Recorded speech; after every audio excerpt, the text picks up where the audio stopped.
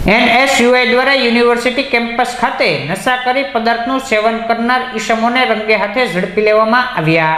University campus ગ્રાઉન્ડમાં યુવાધનો નશો કરતો હોવાના સવાલો ઘણી વખત ઉઠ્યા છે, ત્યારે NSUI દ્વારા નશાખોરો સામે કાર્યવાહી કરવા માટેની ઝુંબેશ હાથ ધરવામાં આવી હતી, જેમાં નશો કરતા યુવકો NSUIના કાર્યકર્તાઓના હાથે ઝડપાયા હતા। તેમની પાસેથી નશાકારક પદાર્થ મળી આવ્યો હતો, જેની જાણ પોલીસને કરવામાં આવતા પોલીસની ટીમ સ્થળ પર પહોંચી હતી અને નશાકારક વસ્તુઓને કબજે લઈ પોલીસે જરૂરી કાર્યવાહી હાથ ધરી હતી।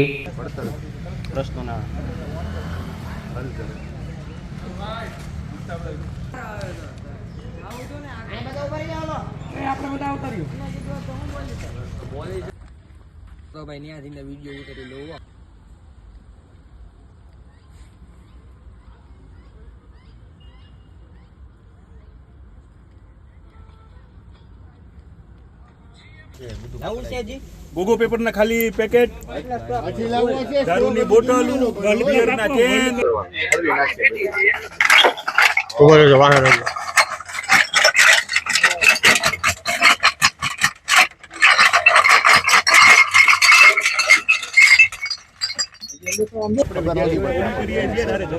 સુનેસરા સાહેબ નો નંબર તો એક સ્વિચ ઓફ આવે છે, બીજો હોય તો આપો તો।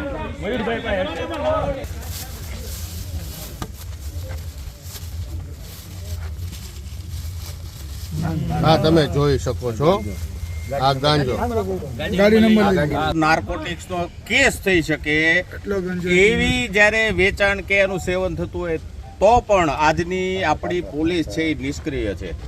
અને આપ આ જોઈ શકો છો કેટલો બધો ગાંજો છે, હજી આની અંદર પણ મૂકો આમાં। હવે અમુક ગ્રામ ઉપર નાર્કોટિક્સ થાય એની પણ કરતા પણ વધુ ગાંજો અત્યારે મળ્યો છે। तो क्या पकड़ा एमने आ क्या थी આવી આર્ગ્યુમેન્ટ હવે આ તો 112 છે।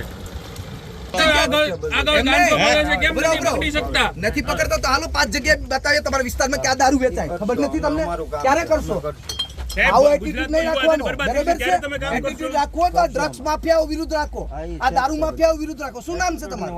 શું નામ છે? કુલદીપસિંહ રાણા। કઈ પોસ્ટ ઉપર? મારા સુધી સાહેબ માહિતી પૂગતી હોય તો તમે તો પોલીસ છો, તમારા સુધી ન પહોંચી કે સાહેબ, બરાબર છે સાહેબ? આમાં મારું તમારું નથી, કાલ તમારો દીકરો અહીં જ બેઠો હોય છે, મારો દીકરો અહીં બેઠો હોય છે।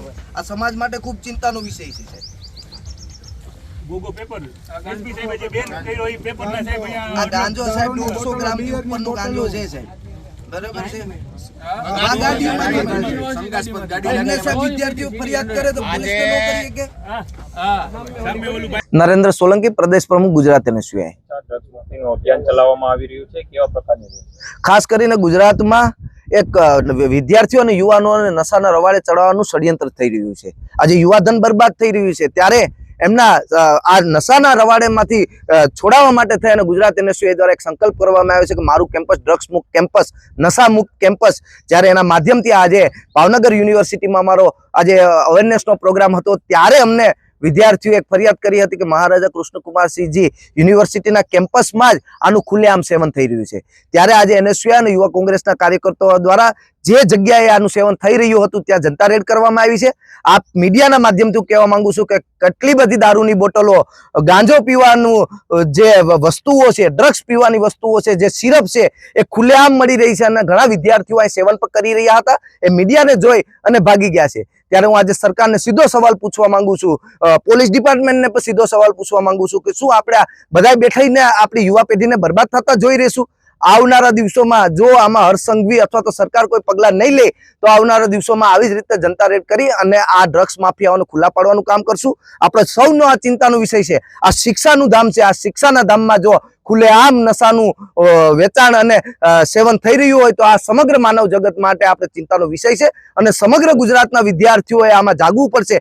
જ્યાં જ્યાં આ પ્રકારનું સેવન થતું હશે ત્યાં NSUI જનતા રેડ કરી અને આમને ખુલ્લા પાડશે।